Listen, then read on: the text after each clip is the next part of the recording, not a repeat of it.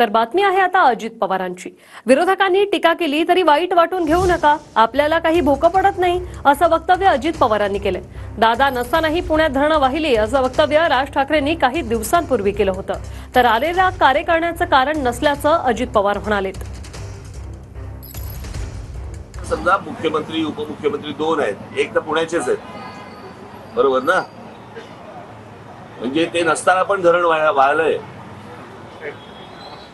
एवढं पाणी पडलं। आता मला असं वाटतं की त्यांनी याच्यामध्ये लक्ष घालायला नको का?